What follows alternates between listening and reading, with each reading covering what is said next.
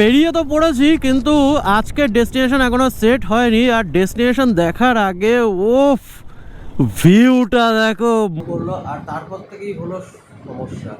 তো এখন সকালবেলায় উঠে আবার গেলাম, এখন দেখলাম যে একটুখানি কমেছে, কিন্তু শরীর একেবারে দুর্বল করে দিয়েছে। তো এবার আমার টার্গেট হচ্ছে বিজয়বাড়ার দিকে যাওয়া, কিন্তু বিজয়বাড়া অবধি পৌঁছাতে পারবো কি না সেটাও আমি ভাবছি। কারণ দেখা যাক, যা হবে দেখা যাক, সেটা রাস্তায় দেখা যাবে। তো সেই জন্য আমি রুটটা একটু চেঞ্জ করে নিলাম, তাতে আমার কিলোমিটারও কমবে আর পয়সাও বাঁচবে। মানে পেট্রোল কম পড়লে পয়সা বাঁচবে অবশ্যই।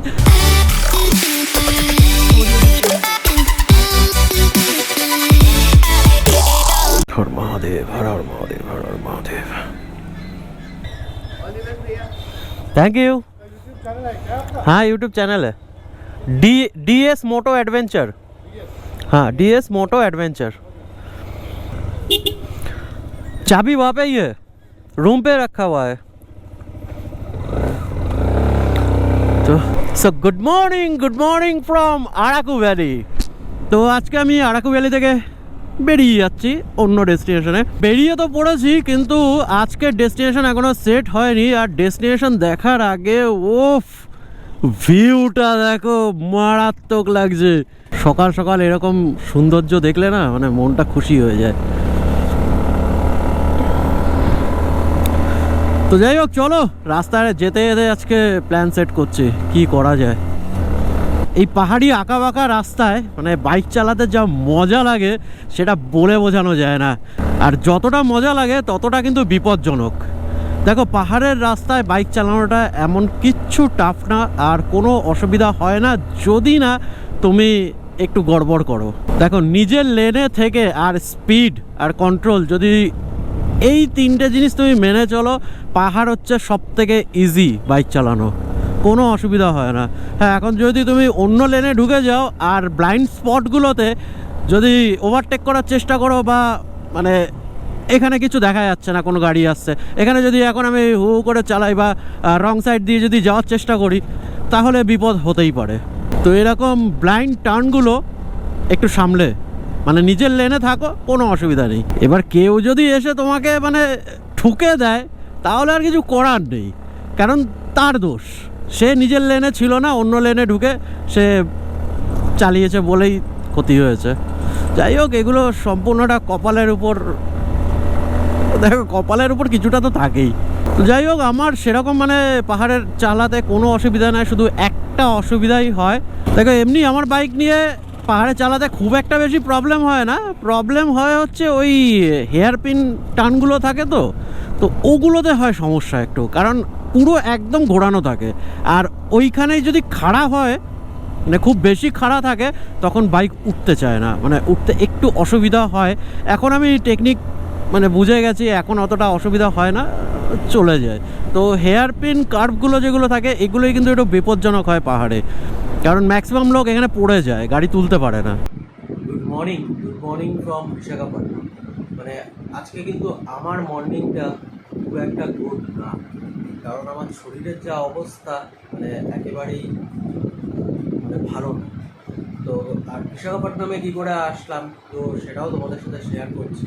তো গতকাল তো দেখলে যে সকালবেলা আরাকু ভ্যালি থেকে আমি বেরিয়েছিলাম। তো আরাকু ভ্যালি থেকে কিছু দূর আসার পর থেকে মানে দেখো, সকালবেলায় বেরানোর সময় একটু হালকা শরীর খারাপ আমার লাগছিল, মানে পেট ব্যথা করছিল, তারপর একটু ঝিমঝিম টাইপের লাগছিল। তো তারপর আস্তে আস্তে যতটা নিচে আসলাম, আস্তে আস্তে গরম লাগা শুরু করলো। আর তারপর থেকেই হলো সমস্যা, মানে বারবার করে আমাকে দাঁড়াতে হচ্ছিলো পেট্রোল পাম্পে, যেহেতু আমার বডি হচ্ছিলো বারবার করে। আর শরীরের টেম্পারেচারটা মানে আরও বেড়ে যাচ্ছিলো আস্তে আস্তে, মানে অস্বস্তি লাগছিলো, মানে বাইক চালাতে পারছিলাম না। আর অনেকবার দাঁড়িয়ে দাঁড়িয়ে ফাইনালি আমি বিশাখাপট্টনম হয়েই আমাকে বেরাতে হতো। তো যাই হোক, বিশাখাপট্টনম অবধি চলে আসলাম, আর ভাবলাম যে না, আর পারছি না আমি। তো এখানে একটা হোটেল আমি নিয়ে নিলাম, নিয়ে এখানে স্টে করলাম। কালকে তো মানে বার করে যাচ্ছি, আর বডি মানে পুরো জলের মতো বডি হচ্ছে। যাই হোক, কোনো একটা ফুড পয়জনিং হয়তো হয়ে গেছে মানে আরাকু ভ্যালিতে খাওয়া দাওয়ার জন্য। যাই হোক, এখন তারপরে মোটামুটি শুধু রাতের বেলায় ঘুমিয়েছি, মানে শরীর এত পরিমাণ কাহিল হয়ে গেছিলো যে শুধু ঘুমিয়েছি আর যখনই পটি পেয়েছে ওরা পটিতে গেছি। তো এখন সকালবেলায় উঠে আবার গেলাম, এখন দেখলাম যে একটুখানি কমেছে, কিন্তু শরীর একেবারে দুর্বল করে দিয়েছে, আর পারছি না। তো এই হচ্ছে আমার মেডিসিনের সংসার। মানে ভাগ্য ভালো যে মেডিসিনগুলো আমার সাথে ছিল। তো যাই হোক, প্যারাসিটামল কালকে রাতে একটা খেয়ে নিয়েছি, আর এইদিকে ওআরএস আর বিস্কুটের প্যাকেট দিয়ে কাজ চালাচ্ছি, ডাইজেস্টিভ বিস্কুট।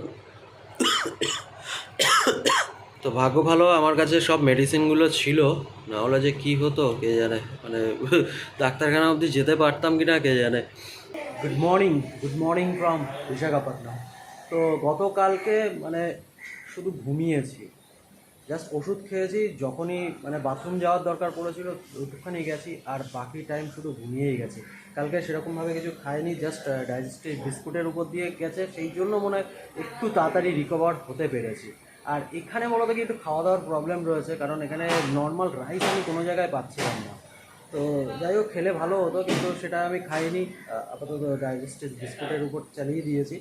তো সকালবেলায় উঠে ভাবলাম যে চলো আজকে বেরিয়ে যাই, আজকে মোটামুটি একটুখানি শরীরটা ঠিক আছে, আর একটু রেস্ট নিলে ভালো হতো, কিন্তু কোনো অপশান নেই, আজকে এখান থেকে বেরিয়ে যেতে হবে, কারণ অলরেডি এখানে 2 দিনের বুকিং করেছিলাম, তো 2 দিন অলরেডি হয়ে গেছে।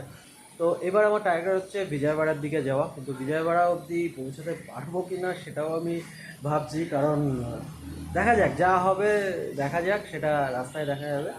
তো চলো এবার আস্তে আস্তে হাইওয়েটা ধরি। रिलैक्शन मतलब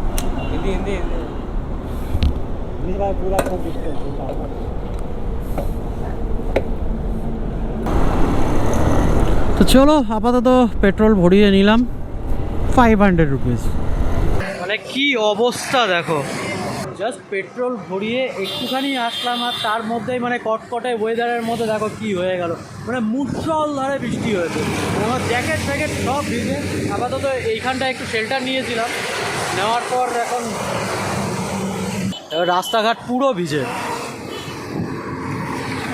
মানে ওয়েদার এরকমই হুটপাট করে চেঞ্জ হয়ে যাচ্ছে, কি বুঝতে পারছি না, হঠাৎ করে রোদ, হঠাৎ করে মেঘ, হঠাৎ করে বৃষ্টি।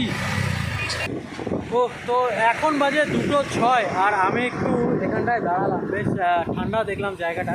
এমনিতেও এই হাইওয়েটার উপরে মানে এরকম গাছ পাওয়া খুব মানে ভাগ্যকর ব্যাপার, আর ভাগ্য গুণে পেয়ে গেছি, কারণ একটাও গাছ নেই, আর পুরো রোদ আর রোদ, মানে খুব কষ্ট হচ্ছিল।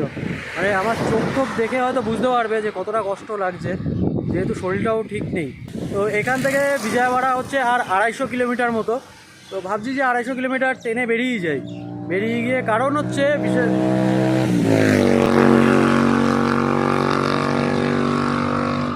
তো যাই হোক, এখন আমি ভাবছিলাম যে ট্রেনে 250 কিলোমিটার ক্রস করে আমি বিজয়বাড়া চলে যাই, কারণ বিজয়বাড়া যদি আজকে পৌঁছে যাই তাহলে আমার আজকে আর হোটেলের খরচাটা লাগবে না। যদি তার আগে কোথাও থাকতে হয় তাহলে আমাকে সেই আবার হোটেলে কথা বলো রে, যদি হয় তো হলো, না হলো তো আবার টাকা দিয়ে থাকতে হবে।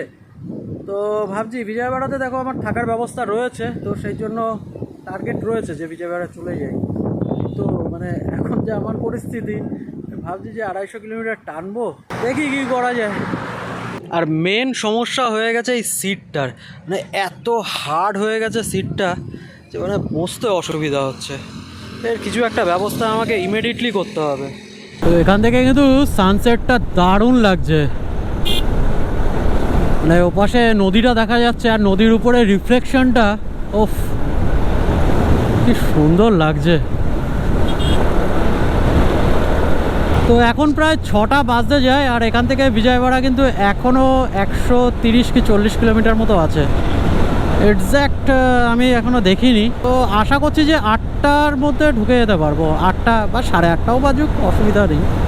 So good morning from Vijayawada. তো 2 দিন আগে তো বিজয়বাড়া আমি পৌঁছে গেছিলাম, আর তারপর থেকে শরীরটা মানে ঠিক ছিল না, মানে প্রচণ্ড এনার্জি লস হয়ে গেছিলো আর হেভি কষ্ট হচ্ছিল, সেই জন্য 2 দিন এখানে স্টে করলাম। 2 দিন স্টে করে এখন শরীরের অবস্থা একটু ভালো আছে, মানে আগের থেকে ভালো রয়েছে। তো সেই জন্য আজকে সকাল সকাল উঠে বেরিয়ে পড়লাম আমার নেক্সট ডেস্টিনেশনে। তো প্ল্যানটা একটু চেঞ্জ করেছি, কালকেই জাস্ট চেঞ্জ করেছি, মানে ম্যাপ বার করে তারপর অনেক প্ল্যানিং করলাম। তো এর আগে পর্যন্ত প্ল্যান ছিল, মানে পরশু দিন পর্যন্ত আমার প্ল্যান যা ছিল যে এখান থেকে আমি বেরিয়ে যাব হচ্ছে শ্রীশ্রাম, মানে জ্যোতির্লিঙ্গে। তো তারপরে ম্যাপের কন্ডিশন দেখে যা বুঝলাম এখান থেকে এই মুহূর্তে ওখানে যাওয়াটা আমার ঠিক হবে না। তো সেই জন্য আমি রুটটা একটু চেঞ্জ করে নিলাম, তাতে আমার কিলোমিটারও কমবে আর পয়সাও বাঁচবে, মানে পেট্রোল কম পুড়লে পয়সা বাঁচবে অবশ্যই। তো এবারের যে রুটটা করেছি সেই রুটটা মানে নেল্লোর হয়ে চেন্নাই হয়ে আমি চলে যাব রামেশ্বরম। তো রামেশ্বরম থেকে আস্তে আস্তে ওপর দিকে উঠবো। মানে দেখো ম্যাপের ফার্স্টে এখানে গিয়ে তারপর আবার নাবা, তারপর আবার ওই দিকে যাওয়া, তো এই জিনিসটা মানে পেট্রোল কিন্তু অনেকটা পুড়তো। তো একবারে করলাম কি, এখান থেকে রামেশ্বরম চলে আসবো, রামেশ্বরম থেকে ডাইরেক্ট উপর দিকে চলে যাব, তো এতে সুবিধাটাই হবে। ওয়েদারের অবস্থা কিন্তু খুব খারাপ হয়ে যাচ্ছে, পুরো কালো হয়ে গেছে চারিদিকে। মানে একটু আগে কটকটে রোদ ছিল, তারপর হঠাৎ করে বৃষ্টি, আবার বৃষ্টির পর আবার এরকম। এই দেখো বৃষ্টি পড়ে টাপুর টুপুর। তাড়াতাড়ি ক্যামেরাটাকে ঢোকাই। এক্ষুনি ক্যামেরাটা বার করলাম, এক্ষুনি আবার ক্যামেরাটা ঢোকাতে হবে। ও তো সন্ধে তো হয়ে গেছে, আর যাই হোক এখন গোপ্রোটা লাগালাম, এতক্ষণ ব্যাগেই ছিল। যাই হোক একটু গন্ডগোল হয়ে গেছিলো, মানে যে লোকেশন আমাকে দিয়েছিল সেই লোকেশনটা ভুল ছিল। তারপরে আবার লোকেশন পাঠালো হোটেলের, তো সেখানে আবার যাচ্ছি। এখান থেকে 14 মিনিট দেখাচ্ছে, মানে 5.4 কিলোমিটার, আর আমি চলে এসেছিলাম অন্যদিকে।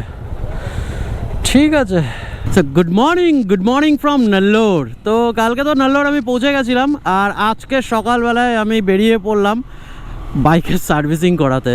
কারণ ইঞ্জিন অয়েল আমার অনেক দিন আগেই চেঞ্জ করানোর ছিল, কিন্তু করা হয়নি।